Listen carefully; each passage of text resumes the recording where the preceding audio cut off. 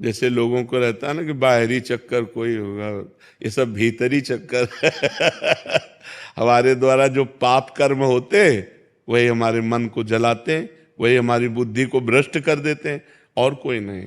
जैसे भूत प्रेत भी आता है ना किसी के दिमाग में, तो पाप कर्म के कारण ही आता है। हमारे पाप कर्म को भुगताने के लिए भूत का आवेश होता है और वो हमें दुख देता है, और जब हमारा पाप कर्म क्षय हो जाता है तो या तो कोई झाड़ने फूकने वाला मिल गया या स्वयं चला जाता है। तो कर्म ही हमारे लिए भूत है और कर्म ही हमारे लिए भगवान है।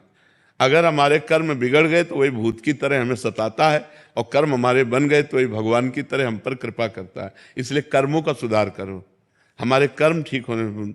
हमारे अगर कर्म बिगड़ गए हैं ना तो ऐसा ही अनुभव होने लगता है, कोई डिप्रेशन नहीं। तो हम पहले कह रहे कि ये स्वीकृति करो कि मैं डिप्रेशन में नहीं हूं, ये स्वीकृति करो कि मेरे ऊपर भूत प्रेत का कोई साया नहीं, स्वीकृति से ही फंस गए हो, मेरे ऊपर भगवान की बड़ी कृपा है, और नाम जप करो, गंदे आचरण मत करो। आज हमारी समाज गंदे आचरणों को पाप मान ही नहीं रही है, बहुत जोर से ये विचार फैल रहा है। हम खुली बात कह रहे हैं, अपने चरित्र को सुधारो, अपने आचरणों को सुधारो, अपने कर्म को ठीक करो, नाम जप करो, किसी से आशीर्वाद मांगने की जरूरत नहीं।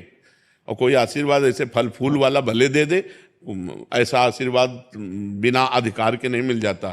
तुम्हें भजन करना पड़ेगा, तुम्हें अपने आचरण ठीक करने पड़ेंगे, तुम्हें तप करना पड़ेगा, तुम्हें पाप नष्ट करने पड़ेंगे। उपाय हम बता देते हैं कि भाई सुधरो, मंगल हो तुम्हारा, राधा राधा जपो, राम राम जपो, कृष्ण कृष्ण जपो, हरि हरि जपो, जो मन आवे सो जपो, लेकिन जपो।